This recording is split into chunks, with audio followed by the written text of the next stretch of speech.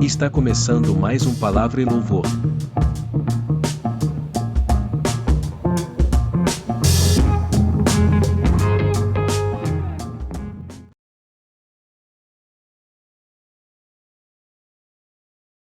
Em Jesus, amigo, temos mais chegado que um irmão.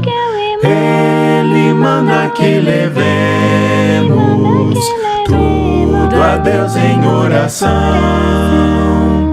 Oh, que paz perdemos sempre, oh, que dor no coração.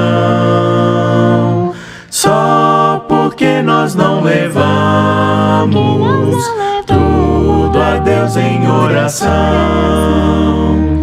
Temos lidas e pesares e na vida tentação. Não ficamos sem conforto, indo a Cristo em oração. Haverá um outro amigo de tão grande compaixão. Os contritos Jesus Cristo sempre atende em oração.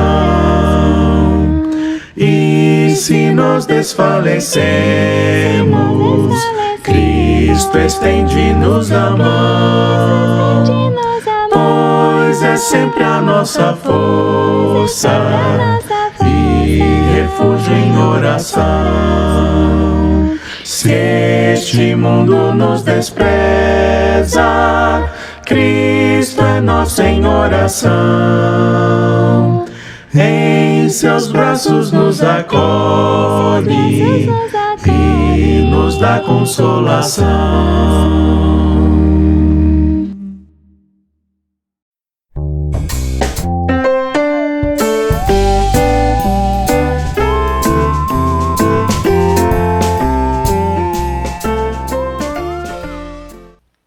Bom dia, boa tarde, boa noite, irmãos e irmãs em Cristo. Tema devocional de hoje, comunhão. Episódio 11. Comunhão com Deus.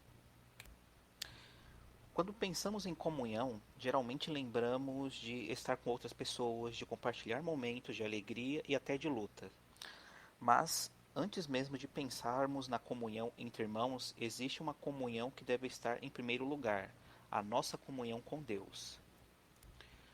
Comunhão é essa, irmãos, que não é algo automático, nem acontece apenas quando estamos dentro da igreja. É algo que se constrói, que se cultiva como qualquer relacionamento. E assim como em qualquer amizade ou convivência, se não há proximidade, diálogo e tempo juntos, o vínculo se esfria. Em Apocalipse capítulo 3, versículo 20, Jesus diz: Eis que estou à porta e bato. Se alguém ouvir a minha voz e abrir a porta, entrarei em sua casa e cearei com ele, e ele comigo. Jesus não força a entrada, ele bate, ele quer comunhão, ele quer estar conosco, mas cabe a nós abrir a porta, convidá-lo para dentro e cultivar essa intimidade com ele.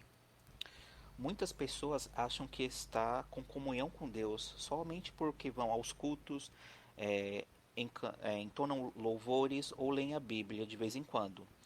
Tudo isso, é claro, é importante, mas comunhão verdadeira é mais profunda do que essas coisas citadas.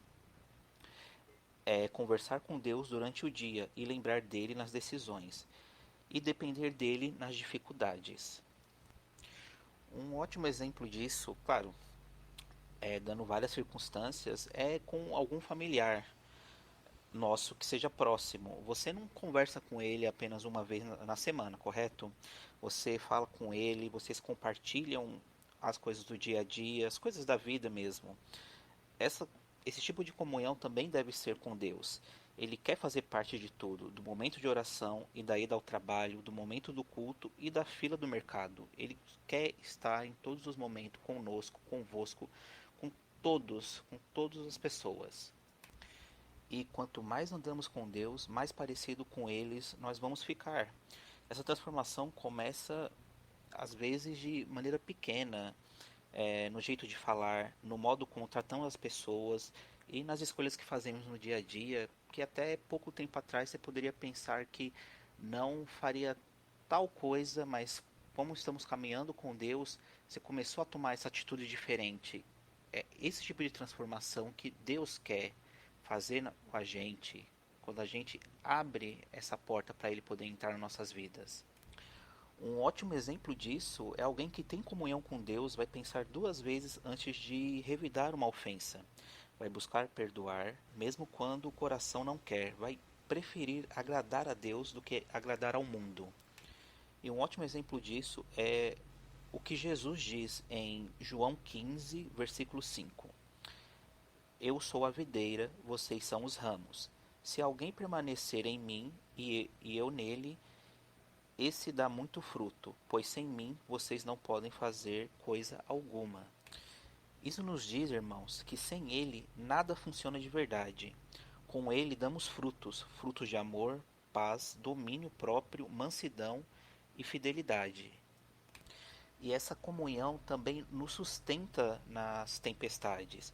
Quando tudo vai bem, é fácil que a gente louve ao Senhor, cante, entre outras coisas, mas a comunhão verdadeira se prova nos dias difíceis, quando estamos cansados, confusos, enfrentando lutas, que essa comunhão com Deus mostra que Ele nos sustenta de verdade, nos endireita no caminho correto do que a gente deve fazer nesse momento de tempestade. E quem tem essa comunhão com Deus não desmorona diante da dor. Pode até chorar, mas sabe onde encontrar consolo. Pode até vacilar, mas sabe em quem se firmar. Isso nos faz lembrar de Davi. Ele enfrentou guerras, traições, perdas, mas em tudo isso ele mantinha um coração conectado a Deus. Em Salmos capítulo 42, versículo 1, diz: Assim como a corça anseia por água corrente, a minha alma anseia por ti, ó Deus. Essa era o tipo de comunhão que Davi tinha com Deus, e é o tipo de comunhão que nós precisamos ter. Um relacionamento tão profundo, que em qualquer situação nosso coração continue buscando o Senhor. E claro, né, irmãos, falando assim parece uma coisa simples, mas realmente é muito simples a gente buscar essa comunhão com o nosso Senhor, de verdade. A gente pode, no nosso dia a dia, separar 10, 15 minutos para podermos ler a palavra dele, e ficar em silêncio diante dele, conversar com Deus durante o dia, no ônibus, no momento que você pode estar lavando a louça, naquele pequeno intervalo do café de 15 minutos que você tem durante o trabalho, você pode usar esse tempo de comunhão com ele. Você pode estar usando para conversar sobre alguma dor que você está sentindo, ou sobre algum erro que você cometeu, algum pecado que você cometeu, para que ele te mostre o caminho correto para você não cair em tentação nesse mundo cheio de erros que a gente vê hoje em dia, que a gente convive no meio dele hoje em dia. Porque é esse o tipo de comunhão que Deus quer ter com a gente, assim como ele disse, como eu falei no começo, em Apocalipse capítulo 3, versículo 20. Deus deseja ter essa comunhão conosco, não por obrigação, mas pelo amor que ele tem por nós. Ele conhece nossos nomes, ele sabe toda a nossa rotina, nossas lutas e nossas alegrias. Ele quer caminhar conosco em cada detalhe da nossa vida, cada pequeno movimento que a gente faz, ele quer estar conosco e a gente precisa abrir essa porta. Não basta apenas, como disse no início, ir ao cultos, entonar cânticos, participar da ceia também, mas a gente tem que abrir nosso coração, essa porta para Deus estar com a gente sempre, a gente ter ciência que temos um Deus maravilhoso que vai nos ajudar, vai nos mostrar o caminho e, claro, se for da vontade dele, vai nos proporcionar coisas boas. Por isso, irmãos, vamos refletir hoje como está essa comunhão que nós temos com Deus, que você tem com Deus. Você tem aberto esse espaço para Ele no seu dia a dia, nos seus afazeres, nas suas decisões. Buscou a Deus todos os momentos, seja eles grandes, pequenos, momentos de luta, momentos de alegria. Pense nisso, irmão. Então, vamos buscar não uma fé de aparência, mas um relacionamento real, sincero e constante com o nosso Pai, nosso Senhor. Pois quanto mais perto dele tivermos, mais completos seremos. Bom, irmãos, é isso. Espero que todos vocês estejam bem, que Deus esteja convosco e nos vemos no próximo devocional. Até!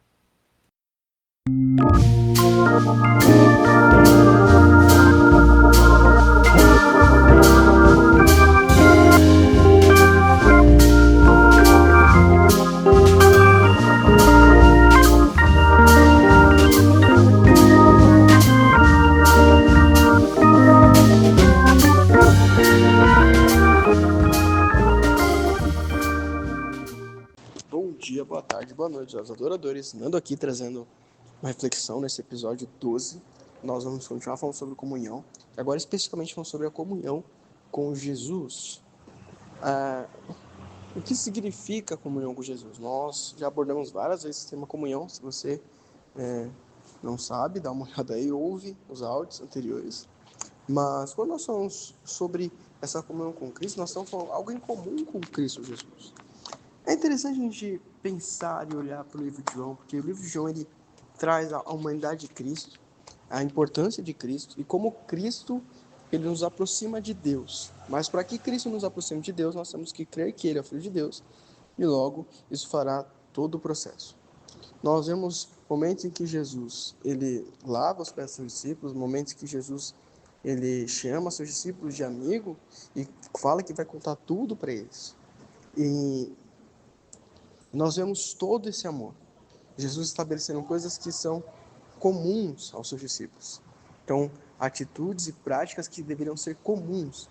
E acho que o mais interessante, quando Jesus fala que os discípulos seriam conhecidos quando eles tivessem amor uns pelos outros. Logo após Jesus lavar os pés dos discípulos. Isso é muito interessante, porque o que estabelecia algo comum entre eles seria o fato de que eles serviriam uns aos outros. E eles seriam conhecidos por isso. Obviamente, Cristo ele é conhecido pelo quê? Pelo fato dele amar a gente de tal ponto, até de ponto de morrer na cruz em favor de nós, e nós seremos conhecidos por o amor que nós nos dedicamos ao nosso irmão. Isso é estabelecer algo comum. Há mais um ponto que é muito importante a gente compreender, que a partir do momento que eu quero ser comum como Jesus Cristo, eu também irei sofrer por isso, obviamente. Jesus ele deixa isso claro para os seus discípulos, que eles seriam perseguidos. Mas Paulo fala uma coisa que isso me faz pensar e me faz meditar bastante. E Paulo diz que ele queria conhecer a Cristo, o poder da ressurreição, e fazer parte disso. Jesus também queria ser comum a Cristo, no sentido físico e no sentido de ressurreição. Mas ele queria conhecer, entender mais isso. Nós devemos ter o mesmo desejo de Paulo. Conhecer a Cristo e o poder da sua ressurreição, fazer parte disso. Ele escreve isso quando ele fala aos Filipenses. Então, nós devemos desejar e devemos buscar conhecer a Cristo e o poder da sua ressurreição.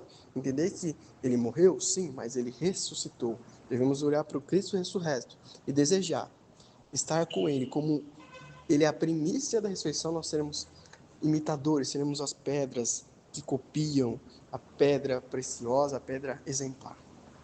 Então, que nós possamos desejar ter isso em comum com Cristo. O sofrimento, que vamos ter, obviamente, mas também a sua ressurreição. Que Deus abençoe a todos.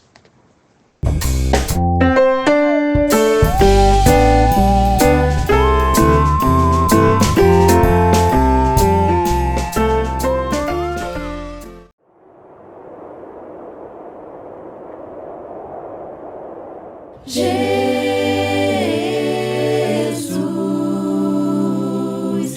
Cristo,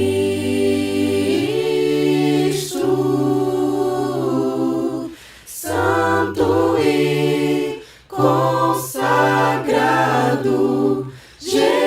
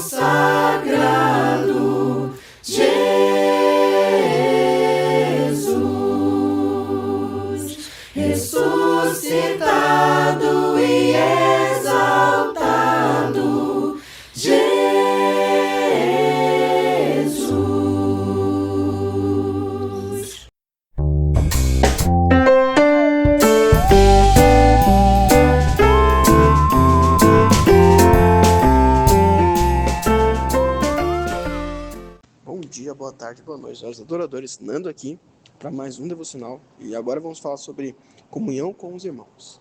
Obviamente, comunhão, como já estamos falando, repetindo isso, deve ficar claro na sua cabeça. Comunhão é ter algo comum ao outro, né? E quando nós falamos sobre irmandade e sobre igreja, o que há em comum entre nós é o Cristo. Não que nós não somos parecidos, temos características diferentes, distintas. Algumas coisas são parecidas, mas a maioria das coisas não são. Então, o que nos torna comum ao outro é Cristo. E deve ser Cristo, constantemente. Quando a gente olha lá para Atos 2, nós vemos que os irmãos eles estavam juntos, tinham tudo em comum, né? E eles estavam congregando, estando juntos, etc. E o sentido de ter tudo comum ali é o sentido de um mesmo pensamento, de que não havia necessitados ali, todos conseguiam sustentar, isso era comum, isso era normal, era natural. Quando nós estabelecemos isso em Cristo, as coisas vão fluir. Agora, quando nós estamos preocupados com outras coisas, nós podemos perder isso, essa comunhão, porque a comunhão é ter aquilo em comum. Quando Paulo ele escreve aos Coríntios, ele deixa claro que os coríntios precisavam ter o mesmo pensamento, a mesma atitude, que eles não poderiam se dividir, que eles não deveriam ficar favorecendo homens, né? Eu sou de Paulo, eu sou de Apolo, eu sou de Cefas, que eles precisavam aprender a ter o mesmo pensamento. Paulo deixa claro que quando ele foi pregar eles, ele não pregou nada além do próprio Cristo, que ele não criou artimanhas para que as pessoas olhassem para ele e pensassem, nossa, Paulo é incrível, é uma pessoa sensacional e maravilhosa. Não, ele pregou apenas Cristo, sem usar palavras bonitas, apenas a cruz. Mas esses irmãos estavam falhando nisso. E Paulo é bem duro, Paulo chama eles de criança, de pessoas que estavam no leitinho, que precisavam crescer ainda e amadurecer no reino de Deus, que eles precisavam aprender a perder certas batalhas pelo orgulho deles. Eles precisavam aprender a perdoar e seguir em frente. Eles precisavam estar em comunhão, o mesmo pensamento. Paulo chama eles para olharem não para os dons que existiam naquela época, mas para o dom supremo, que era o amor. Que o amor que seria capaz de incentivá-los. Paulo usa até em 1 Coríntios 13 que quando ele era menino, ele falava com o menino, sentia com o menino, mas como ele virou homem, ele deixou as coisas de menino e passou a ser homem de verdade. Quer dizer o quê? Que ele foi naquilo que era perfeito, o amor. Então, quando nós queremos ter comunhão efetiva com os irmãos, nós precisamos ter o amor, porque o amor é a prática da negação de uma vida correta com Deus. Que é isso. Deus abençoe a todos.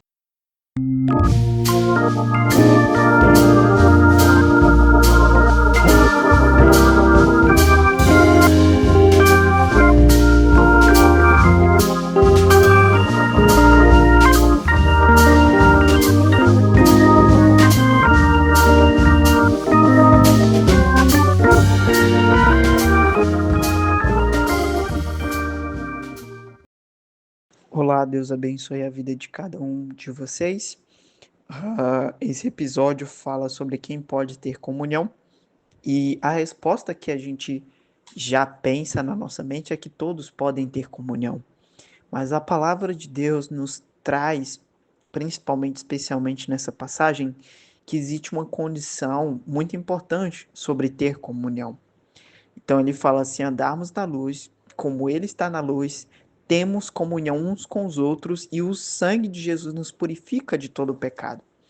Então, quando pensamos em comunhão e pensar em quem pode ter comunhão, nós estamos falando da comunhão tanto com Deus quanto uns com os outros. E a condição que essa passagem fala de comunhão é andar na luz. Andar na luz, né? E essa luz é Jesus Cristo, ok? Então nós devemos andar semelhante a Jesus Cristo, andar com Jesus Cristo. E ele fala, né?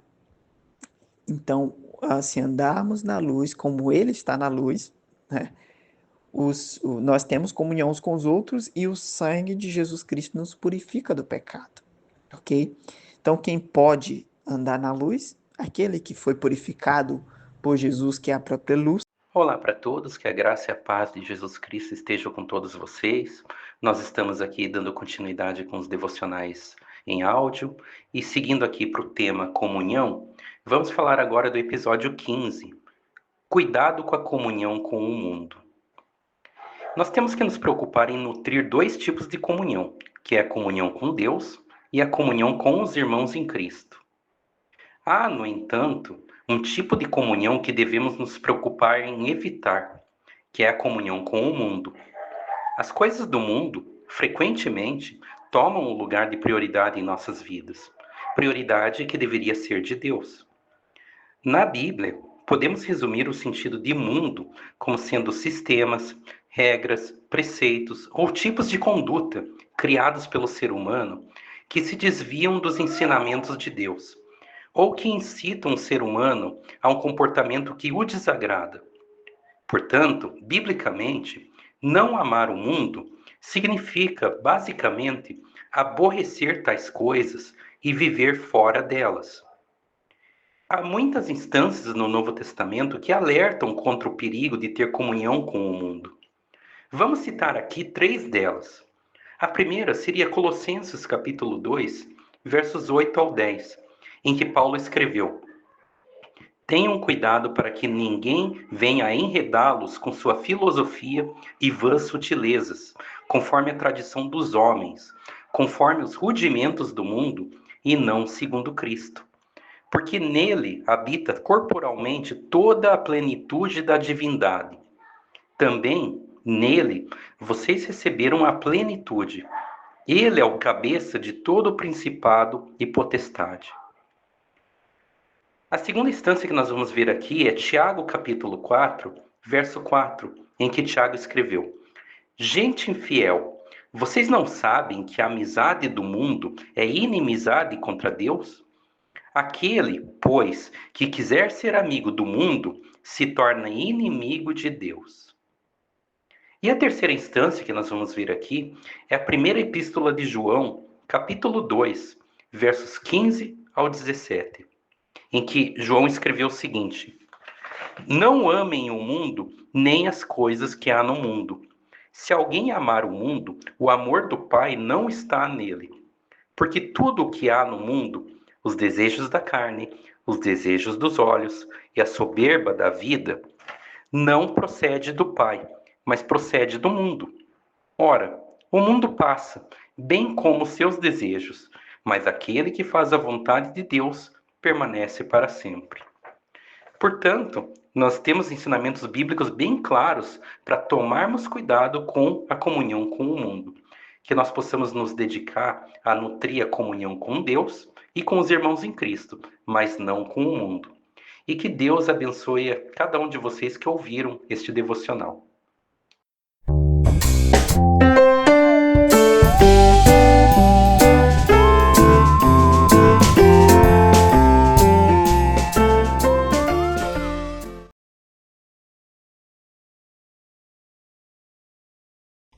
O de cruz se erigiu, dela o dia fugiu, como emblema de vergonha e dor. Mas eu amo essa cruz, porque nela Jesus deu a vida por mim, pecador. Sim, eu amo a mensagem da cruz, o de cruz, até morrer eu a vou proclamar. Levarei eu também minha cruz, até por uma coroa trocar. Desde a glória dos céus, o Cordeiro de Deus, ao Calvário humilhante baixou. Essa cruz tem pra mim atrativo sem fim, porque nela Jesus me salvou. Sim, eu amo a mensagem da cruz, rude cruz, até morrer eu a vou proclamar. Levarei eu também minha cruz, pra por uma coroa trocar. Nessa cruz padeceu e por mim já morreu, meu Jesus, para dar-me perdão. Eu me alegro na cruz, dela vem graça, luz, para minha santificação. Sim, eu amo a mensagem da cruz, rude cruz, até morrer eu a vou proclamar. Levarei eu também minha cruz, rude cruz, até por uma coroa trocar.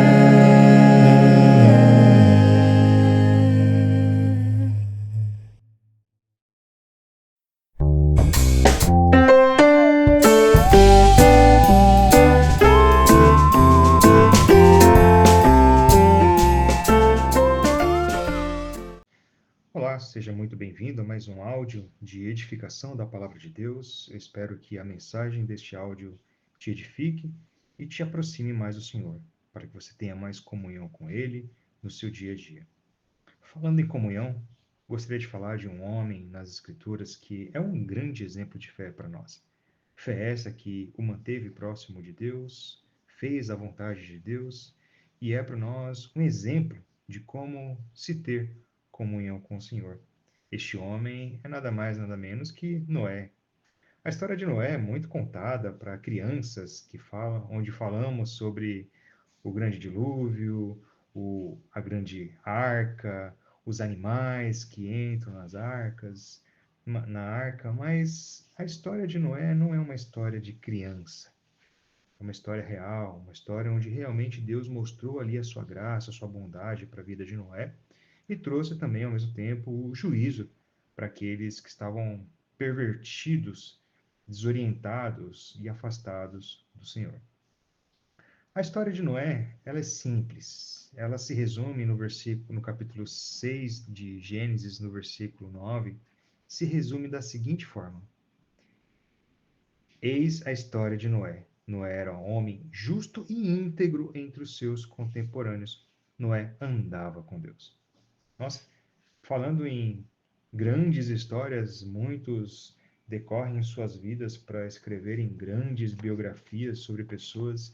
E quando a gente olha para a história de Noé, uma simples frase resume-se toda a sua vida: ele andava com Deus. Não adianta nada que nós façamos que preencha páginas e páginas de história, de livros sobre as nossas vidas, que se não for andando com Deus, não significa de nada. Eu posso ser um grande influenciador, uma pessoa muito importante no mundo, mas se os meus atos não refletem atos de justiça, de comunhão com o Senhor, tudo o que eu faço, tudo o que eu fiz, no fim das contas não serve para nada. Quem era Noé? Noé era um homem que viveu numa sociedade muito semelhante à nossa, né? E mesmo assim ele não se deixou influenciar pelos prazeres que lhes foram oferecidos, né? E qual é o contexto da vida de Noé? Noé, ele surge ali numa história onde a multiplicação da maldade e da população da terra tinha aumentado bastante, né? O pecado se intensificou, né? E chega a tal ponto do capítulo 6, versículo 6 de Gênesis, do Criador já não ter prazer nas suas criaturas, né? De ter se arrependido de ter feito o homem. Deus deu a sua sentença, prometendo ali um dilúvio, a sua justiça sobre aquelas pessoas, com o fim de dar cabo àquela humanidade perversa, né? E as pessoas, naquela época, elas estavam sendo mais amigas dos prazeres do que amigas de Deus. Essa era a grande realidade. E aí entra Noé na história. Noé, um homem justo e íntegro, né? Vivendo numa sociedade onde o pecado era algo comum entre todos, né? Era alguém que andava com Deus em dois aspectos fundamentais e muito importantes, que era justiça e integridade, né? Então, parando para pensar, não se precisa se escrever muito sobre a vida de Noé. Ele era homem justo e íntegro, e para Deus isso já era o suficiente para salvá-lo. Integridade e justiça resumem a vida de um servo fiel. Para agir em favor de seu plano, a favor do plano de Deus, né? Deus procurou alguém a quem ele poderia confiar, né? Pensando que a promessa de Deus estava lá em Gênesis, onde o descendente da mulher esmagaria a cabeça da serpente. A gente sabe que isso mira a muitos anos depois em Jesus. De certa forma, Deus precisava ali cumprir a sua palavra também e estabelecer o cumprimento do seu plano, né? Então, ele precisava de pessoas a quem ele poderia confiar. E Noé, naquela sociedade, foi um deles, né? Em Gênesis 6:14, observem que, para os contemporâneos de Noé, a construção da arca era algo tão absurdo, assim como foi para os judeus aceitarem Jesus como Messias, né? Imagine os homens na época de Noé dando risada da cara dele. Noé parecia talvez um louco construindo um imenso barco. Talvez Noé falando que Deus traria o juízo sobre aquelas pessoas e o barco, a arca, seria aquilo que o salvaria. Porque afinal de contas, a palavra do Senhor nos diz que Noé foi pregador da justiça. Então, a palavra do Senhor, de fato, ele anunciou, né? Noé realmente era um louco que queria construir um navio gigante. Tentem colocar isso na cabeça de vocês. Noé esperava uma grande chuva que tornaria o mundo inteiro como se fosse um único oceano. É fé? Deus falou que ia acontecer e Noé teve fé suficiente para acreditar nisso, né? Este era o louco que Deus queria como seu amigo, um homem que, pela sua loucura, estava disposto a confiar em algo que ele nunca viu, né? Parece que essa fidelidade vem de uma linhagem familiar já. Enoque andava com Deus. A palavra do Senhor diz que Enoque já não existia porque Deus tomou para si. Metusalém viveu os 969 anos. Foi o homem que mais viveu, que mais tem esse registro de anos vividos nas Escrituras, Metusalém, né? Isso nos faz lembrar a palavra do Senhor que diz: honra teu pai e tua mãe para que se prolongue os seus dias sobre a terra.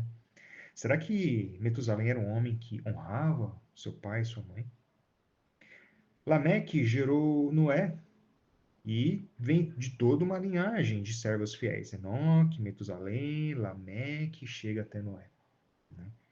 Percebe uma grande influência familiar nesse ponto. Noé era fiel ao Senhor porque ele tinha uma boa base familiar, né? E aí o que Deus fez de Noé? Vamos ler 2 Pedro, capítulo 2, versículo 5. 2 Pedro, capítulo 2, versículo 5. 2 Pedro 2,5 diz: E não poupou o mundo antigo, mas preservou Noé, pregador da justiça, e mais 7 pessoas, quando fez vir o dilúvio sobre o mundo de ímpios, né? Noé foi lembrado aqui em 2 Pedro como o pregador da justiça. Em Hebreus 11, versículo 7, ele é lembrado como um homem de fé, né? Ele depositou sua confiança nas coisas que ele não viu, e ele foi temente ao Senhor, mesmo não vendo as coisas que estavam em breve iriam acontecer. Gênesis 6:18 mostra que ele foi o portador da promessa do Senhor. Deus estendeu a promessa dele a Noé. Noé foi o portador agora dessa promessa, algo tão íntimo que ele fez com Abraão tempos depois. Homens dos quais o mundo não era digno. Você gostaria de ser um homem do qual o mundo não é digno de você? Então seja íntegro, seja justo, né? E nós somos portadores da promessa também. Efésios capítulo 1, versículo 13 diz que somos selados com o Espírito Santo da promessa. Gálatas 4, versículo 28 diz que somos filhos da promessa, como Isaac. 1 Timóteo capítulo 1, versículo 1 diz que segundo a promessa da vida que está em Cristo Jesus, nós temos essa promessa da vida. Noé foi feito amigo de Deus. Noé andava com Deus, Noé era íntimo e tinha comunhão profunda com o Senhor. É nesse ponto que devemos nos atentar e olhar para Noé não somente como uma personagem das Escrituras ou um personagem de histórias infantis onde contamos para as crianças como Noé colocou os bichinhos dentro da arca. Noé foi um homem muito sério, pregador da justiça e viveu numa era de maldades. Nós vivemos em uma era de maldades também. O mundo está cheio de maldade. E muitas das vezes a maldade está em nós. Como devemos lutar contra nós e contra o mundo? Nós temos também a liberdade de conversar com o Senhor como se fosse o nosso amigo. Imagine Noé conversando com o Senhor. Hebreus 4, versículo 16, diz para nos aproximarmos do trono da graça com confiança. Obviamente, o autor se refere à nossa liberdade de se chegar a Deus, porque antigamente não tínhamos essa liberdade. Uma pessoa que contrariava o seu rei, ele não tinha a liberdade de se chegar ao trono do rei. Ele podia até ser morto por causa disso. Agora, conosco, não. Deus nos dá essa liberdade por causa do sangue de Cristo. Temos a graça reconhecida pelo Senhor e derramada sobre nós. Somos aqueles que Deus confiou a sua palavra. Deus confiou a Noé a libertação, a restauração, o plano da redenção. Tudo foi depositado na mão de Noé na construção daquela arca e onde ele salvou ali também a sua família. A palavra do Senhor foi confiada a nós. Assim como Noé, pregador da justiça, temos o dever de fazer o trabalho confiado por Deus. E Ele espera isso de nós. Ele espera que o seu trabalho seja feito, principalmente o trabalho de se abstenha das contaminações do mundo, vá-te em paz e não peque mais. Principalmente isso. Agora, ajudar outras pessoas é um trabalho também fundamental de um servo fiel. Então, meu amigo e minha amiga, sejamos amigos de Deus. Tenha Deus como seu amigo também. Amém? Que a palavra do Senhor preencha o seu coração e te leve em paz.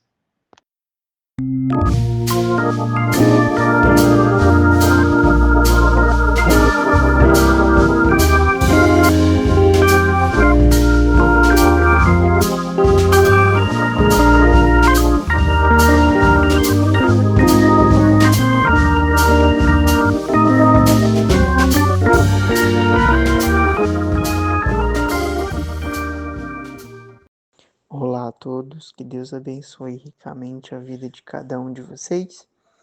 Na passagem e no tema de hoje, nós vamos refletir um pouco sobre há um só corpo.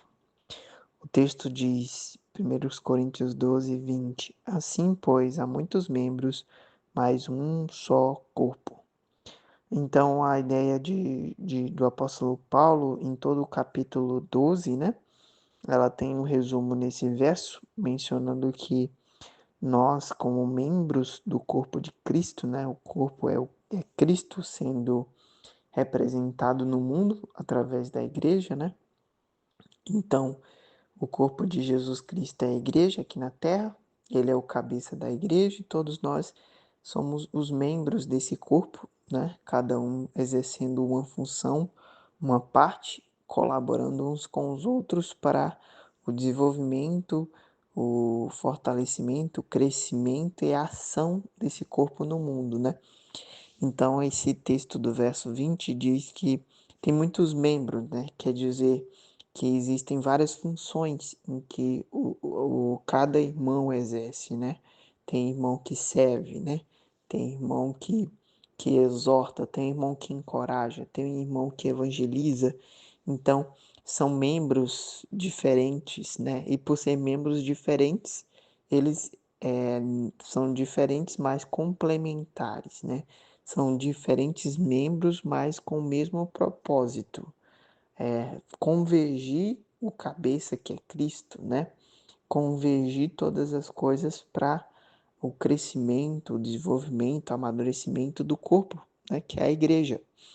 Então, esses diferentes membros estão exercendo funções diferentes, mas estão todos um colaborando um com o outro para o desenvolvimento da igreja, do corpo, né?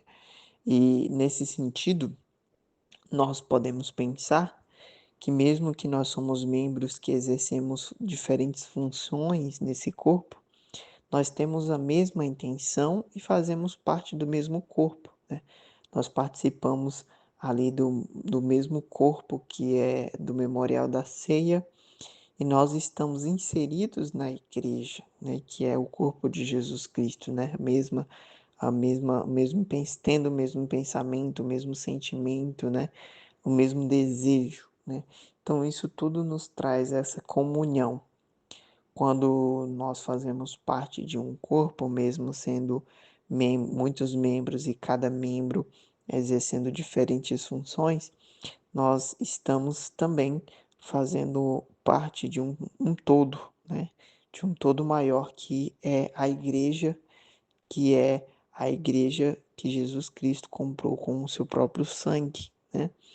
Então, exercer diferentes funções pode parecer que nós somos diferentes, mas na realidade exercer diferentes funções significa que estamos complementando uns aos outros e ajudando a igreja nas partes em que eu não consigo ajudar.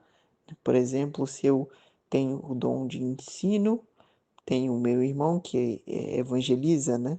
E nós dois nos complementamos, né? Ele traz as pessoas ao reino e eu ensino as pessoas a permanecerem no reino, né?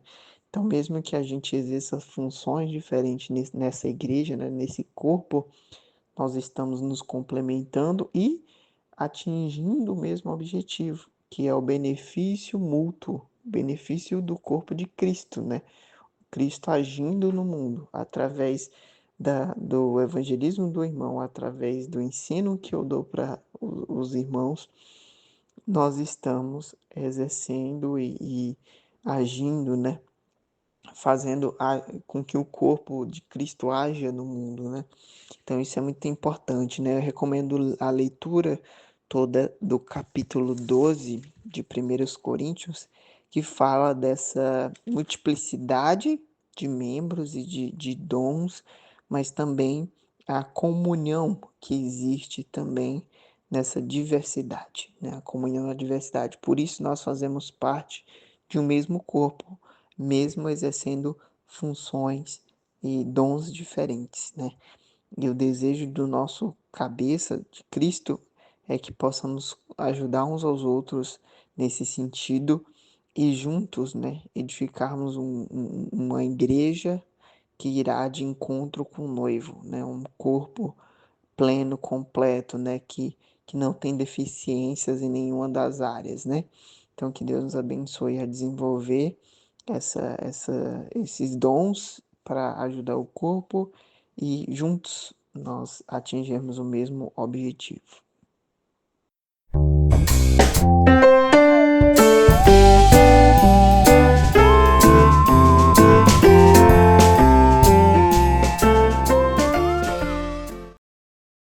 Eu sou ovelha e tu meu pastor, sempre a me vigiar. Teus olhos me seguem pra onde eu for, está sempre a me cuidar.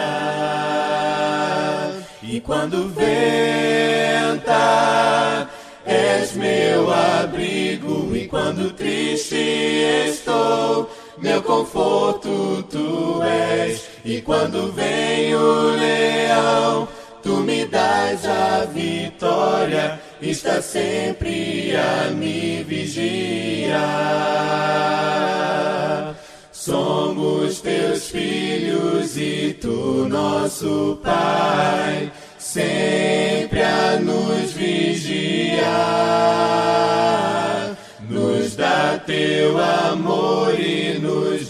tua paz, sempre a nos cuidar. E quando venta, és meu abrigo, e quando triste estou, meu conforto tu és. E quando vem o leão, tu me dás a vitória, está sempre a me vigiar.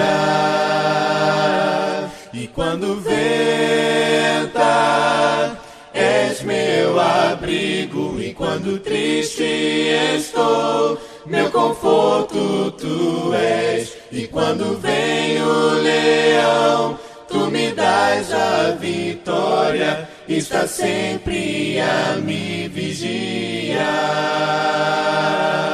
Está sempre a me vigiar.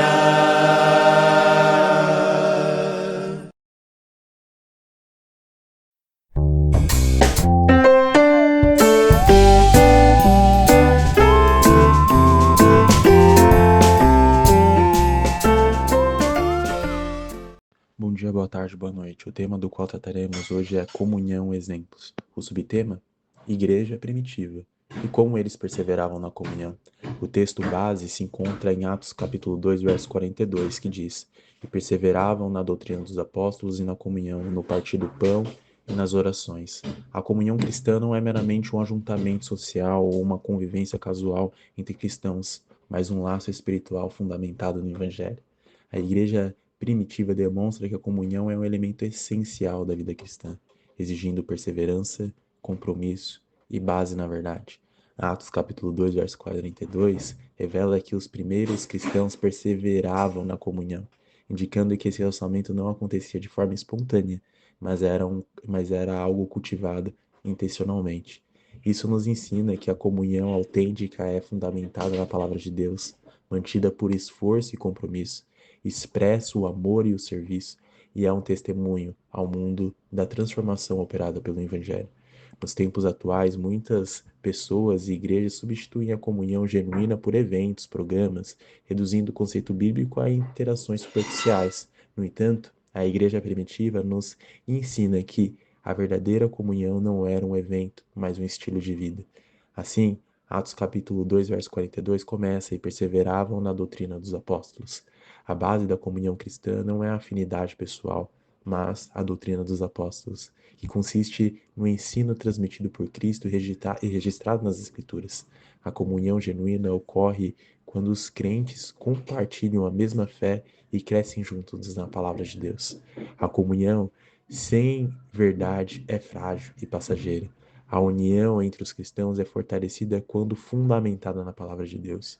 O padrão de comunhão cristã é estabelecido pela Escritura, não por opiniões humanas. Assim, o Evangelho de João, capítulo 17, verso 17 diz: santifica-os na verdade, a tua palavra é a verdade. Se a palavra de Deus não for a base da comunhão, ela será apenas um vínculo humano e efêmera. Devemos buscar comunhão que edifique e aprofunde nossa relação com Cristo. Também, em Atos capítulo 2, verso 42, eles perseveravam na comunhão. Aqui, o verbo utilizado perseveravam transmite a ideia de dedicação constante, de esforço ativo. Isso indica que a comunhão cristã é um compromisso ativo, não algo que acontece automaticamente. A comunhão exige tempo e esforço, é um dever, não uma opção. Requer envolvimento e disposição para encorajar e corrigir. Assim, Efésios capítulo 4, verso 15 diz: mas seguindo a verdade em amor, cresçamos em tudo naquele que é a cabeça, Cristo. A comunhão verdadeira exige que nos envolvemos intencionalmente com os irmãos, indo além de encontros ocasionais e cultivando relações profundas na fé. Assim, também, quando olhamos para Atos capítulo 2, versos de 44 a 45, é dito: todos os que creram estavam juntos e tinham tudo em comum. Vendiam as suas propriedades e bens, distribuindo o produto entre todos à medida que alguém tinha necessidade. A comunhão bíblica vai além de palavras. Ela se manifesta em serviço e sacrifício. A igreja primitiva demonstrava isso de forma prática, compartilhando recursos e cuidando um dos outros. A verdadeira comunhão envolve disposição para suprir as necessidades dos irmãos. O individualismo é incompatível com a comunhão cristã. O amor fraternal se traduz em ações concretas. Assim, em 1 João capítulo 3, verso 16 diz: "Nisto conhecemos o amor, que Cristo deu a sua vida por nós, e devemos dar nossa vida pelos irmãos." A comunhão autêntica exige que amemos com atitudes e não com palavras. Devemos estar dispostos a servir e apoiar os irmãos sacrificialmente. O Evangelho de João, capítulo 13, verso 35 diz: "Nisto conhecerão todos que sois meus discípulos, se tiverdes amor uns aos outros." A comunhão não apenas fortalece a igreja, mas também testemunha ao mundo sobre a transformação operada pelo Evangelho. O mundo reconhece Cristo quando vê a comunhão autêntica entre os cristãos. A unidade da igreja reflete a natureza redentora de Deus. A comunhão verdadeira transcende barreiras sociais e culturais. Assim, o Evangelho de João capítulo 17, verso 21 diz: "A fim de que todos sejam um, e como és tu, ó Pai, em mim, e eu em ti, também sejam eles em nós, para que o mundo creia que tu me enviaste." Nossa comunhão deve ser um reflexo visível da glória de Deus, levando outros a conhecerem a Cristo. A comunhão cristã é um dever espiritual e uma demonstração do Evangelho. Devemos perseverar nela, baseando sempre a nossa comunhão na palavra, dedicando-nos uns aos outros e testemunhando ao mundo o amor de Cristo. Que a nossa igreja reflita a comunhão verdadeira para a glória do nosso Deus.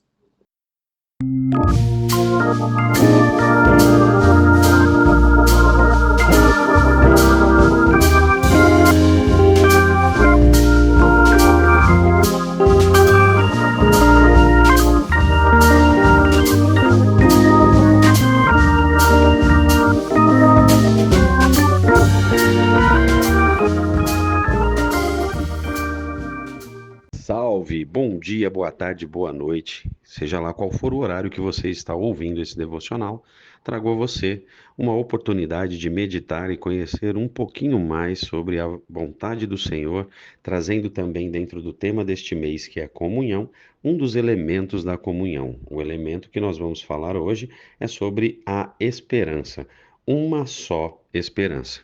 E como de costume, se você não ouviu os devocionais anteriores, por favor, dá uma pausinha aqui, volta lá, selecione, não precisa necessariamente ouvir em ordem, mas saiba que todos eles estão interligados por esse tema, o tema comunhão. Como tem sido a sua comunhão? Isso vai ajudar muito para que você não só entenda o que é comunhão, mas que você pratique da maneira mais saudável possível. Hoje, domingo de Páscoa, o domingo que a gente menciona como uma data que é o dia do Senhor para os cristãos, mas também é a Páscoa, uma celebração judaica. O mundo todo, a maior parte dos países, estão comemorando a Páscoa, mas não da forma que o judeu comemora. O cristão em si também pode comemorar essa data, não existe nenhuma contraindicação, mas acredito que boa parte do mundo comemora comendo ovos de chocolate ou até mesmo com um coelho, com algumas simbologias comerciais. Isso não tem ligação nenhuma direta com o povo de Deus. O povo judeu, que é o povo eleito por Deus inicialmente na primeira aliança, celebra a saída do Egito. Portanto, é muito importante trazer um pouco desse pensamento, mas não na intenção de aprofundar, somente para lembrarmos que as datas e as comemorações, as festividades que Deus tem alinhado com a humanidade, muitas das vezes são deturpados. Então, é muito importante que você conheça e tenha informações sobre como são as coisas do Senhor, para que você celebre as datas que você quiser de uma maneira a engrandecer o nome de Deus e não somente a gastar dinheiro ou seguir as tendências de redes sociais ou até mesmo as tendências comerciais, gastando dinheiro, enriquecendo pessoas, pagando muito caro em presentes que normalmente num dia convencional convencional, seria num preço muito mais acessível. A grama do chocolate está muito mais cara hoje, por exemplo, ou nessa semana, do que ela é normalmente em qualquer outra festividade do ano. Percebe que existem sempre umas mudanças para que o homem tenha vantagem sobre aquilo que Deus nos deu de graça, que Deus nos deu em amor. Essa pequena introdução é somente para você ver como uma leve mudança pode trazer uma distorção absurda sobre aquilo que Deus trouxe para as nossas vidas. Por isso é muito importante que você celebre as coisas do alto, que você tenha entendimento de como funciona o plano de Deus para a sua vida. Dito isso, vamos ao devocional de hoje. Estamos falando do tema comunhão. Esse episódio é o 20, ou você pode, como selecionado e sinalizado um pouquinho acima, o episódio 19, complementando aqueles episódios que ainda não foram colocados aqui no grupo. Dito isso, o trecho selecionado se encontra lá em Salmo 62, versículos de 5 a 7. Esse salmo seria legal que você lesse ele de forma integral para conhecer e ver exatamente qual o contexto que ele traz esses 3 versículos. Mas como o tema é realmente uma só esperança, ele deixa muito claro qual é o tipo de esperança que nós temos em Deus Pai Todo-Poderoso, através de Jesus Cristo e do Santo Espírito que nos cela e nos conduz. O devocional de hoje deixa muito claro o quão boa é a esperança que nós devemos ter e depositar única e exclusivamente em Deus. Por que somente em Deus? Porque a Bíblia deixa claro e todos os feitos que o Senhor vem desde os primórdios da humanidade, que Deus vem trazendo para todos nós, para que nós estudássemos hoje na palavra revelada, deixa muito claro qual é o interesse de Deus. Deus não é um ser humano, portanto Deus não mente. Deus não é humano e volta atrás daquilo que ele prometeu. Todas as promessas do Senhor foram primeiro anunciadas através de várias maneiras, né? Sejam através dos homens de Deus da antiguidade, os profetas, os juízes e, por último, através de Jesus Cristo, depois os apóstolos, que vem trazendo as boas novas e ao Evangelho como nós conhecemos hoje.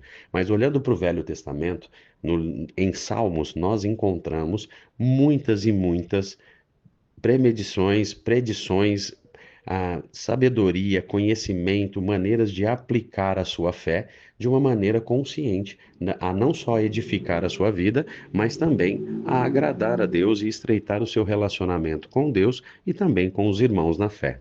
Vamos praticar essa leitura que se encontra lá no versículos 5 e 6 e 7 do Salmo 62, que diz o seguinte: Ó minha alma, espera somente em Deus, dele vem a minha esperança. Só ele é minha rocha, a minha salvação. É ele a minha defesa, não serei abalado. Em Deus está a minha salvação e a minha glória. A rocha da minha fortaleza e o meu refúgio estão em Deus. Somente Deus pode proporcionar esse tipo de segurança. Somente Deus pode te trazer tudo aquilo que você precisa. Somente em Deus você se sente saciado, somente em Cristo Jesus você se alimenta e não tem mais fome, você bebe e não tem mais sede, pois realmente Jesus Cristo é o pão da vida, realmente Jesus Cristo, através do seu sangue e através da água do batismo, nós realmente saciamos as sedes que nós temos.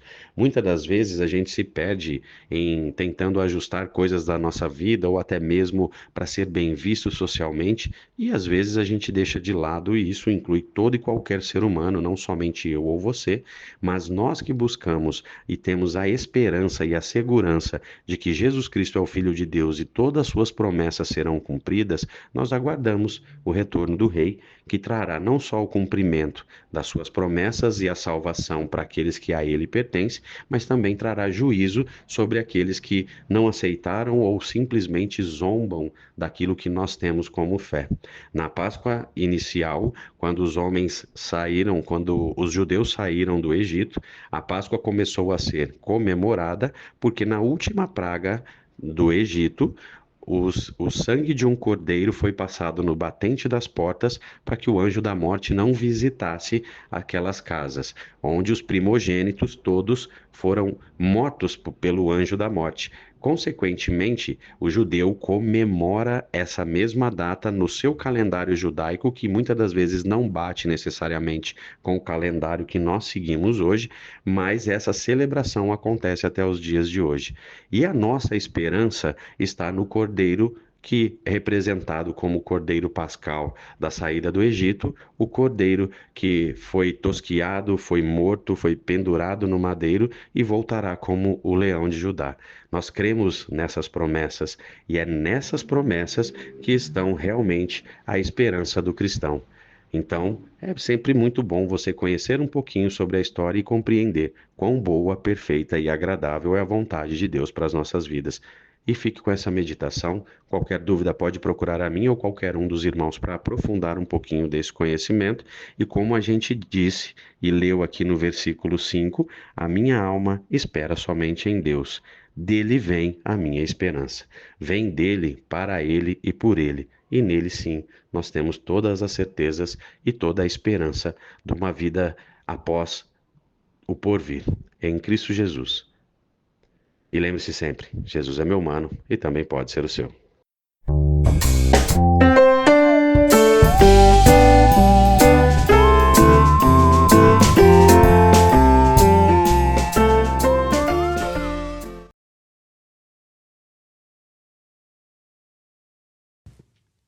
Cantarei a linda história de Jesus, o Salvador, que deixou seu lar na glória para salvar o pecador.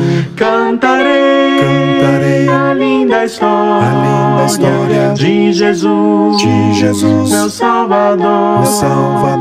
Cantarei a sua glória com os santos com fervor. Eu perdi-me, ele achou-me, longe do meu lar. Abraçou-me, então tomou-me, pra com ele eu ir morar. Cantarei a linda história de Jesus, meu Salvador. Cantarei na sua glória, com os santos com fervor. Jesus Cristo deparou-me quando fraco pra morrer. As feridas ele untou-me e livrou-me com poder. Cantarei a linda história de Jesus, meu Salvador.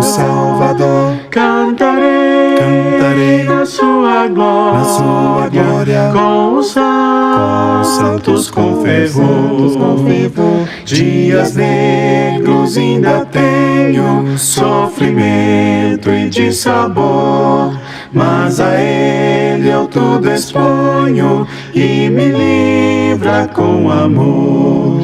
Cantarei a linda história de Jesus, meu Salvador. Cantarei na sua glória, com os santos com fervor.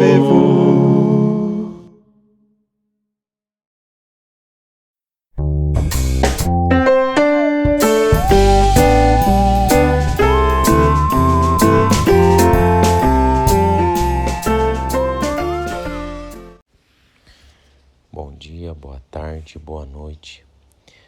Tema do devocional Comunhão, episódio 20, Um só Espírito. Eu gostaria de ler uma passagem que se encontra em 1 Coríntios capítulo 12, versículo 12 e 13. A unidade orgânica da igreja, porque assim como o corpo é um e tem muitos membros, e todos os membros, sendo muitos, constituem um só corpo, assim também com respeito a Cristo. Pois em um só Espírito todos nós fomos batizados em um corpo, quer judeus, quer gregos, quer escravos, quer livres, e a todos nós foi dado beber de um só Espírito. Esse devocional, o episódio, fala de um só Espírito. Nesses 2 versos fala que todos que se renderam a Cristo faz parte de um corpo. E quem é o cabeça é Cristo. Por mais que tenha vários membros, podemos dar um exemplo. Por mais que a mão tem 5 dedos e cada dedo ajuda a apanhar algo, se tirarmos 3 ou 4 dedos da mão, não vamos conseguir mais pegar os objetos da mesma forma. Então, cada ser humano tem um papel no reino de Deus. Mesma forma é quando observamos o olho, né? Os olhos, no caso. Às vezes as pessoas não valorizam tanto, mas quando cai um cisco ali no seu olho, no caso de um só, a pessoa logo fica agoniada, não vê a hora de tirar aquele cisco. Então, quanto é importante ali um membro pequeno que tem uma função gigante de ajudar a enxergar, de ajudar na caminhada. Então, todos nós que já se rendemos a Cristo e fazemos parte do corpo de Cristo, todos nós temos uma função nesse corpo, que é obedecer o cabeça, que comanda o corpo inteiro, e por mais que a nossa função seja uma função mínima, pequenininha nesse corpo, devemos dar valor para isso. Mas no versículo 13 fala: pois em um só Espírito todos nós fomos batizados em um corpo, quer judeus, quer gregos, quer escravos, quer livres, e a todos nós foi dado beber de um só Espírito. Todos nós que se rendemos a Cristo fomos batizados, e esse batismo, assim como Jesus ele morreu na cruz, nós fomos ali sepultados com ele, o velho homem, e nascemos uma nova criatura. Então, é um só Espírito nas nossas vidas agora. E esse Espírito é o Espírito Santo, o que recebemos depois que nos rendemos a Cristo. Depois que entregamos a nossa vida ao Senhor, reconhecemos o favor imerecido quando Ele morreu na cruz e nós recebemos Ele como nosso Senhor e Salvador. Nós recebemos também o Espírito Santo. E é interessante que esses versos falam, quer judeus, quer gregos, quer escravos, quer livres, todos nós foi dado beber de um só Espírito, do Espírito Santo.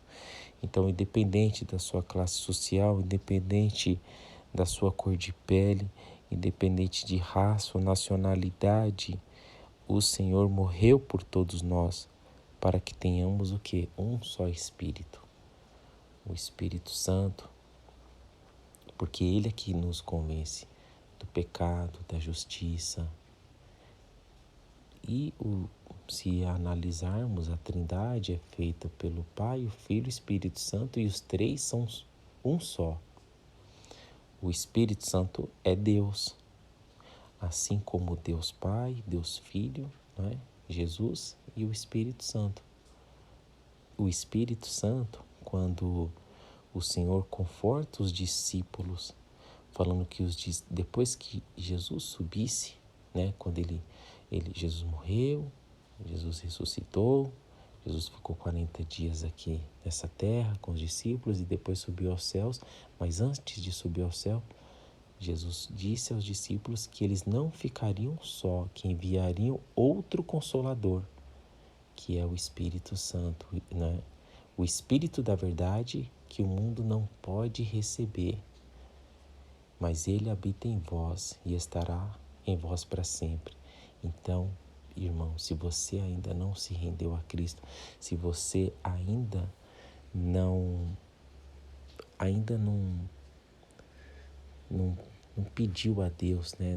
Não pediu perdão dos seus pecados, peça perdão dos seus pecados, reconheça que você sem Cristo, nós sem Cristo não somos nada. Se renda, se batize, ali, se renda ao Senhor, entrega a sua vida ao Senhor e deixa um só Espírito, o Espírito Santo, fazer parte total e exclusiva da sua vida. Esse foi mais um devocional. Que Deus abençoe a cada um de nós.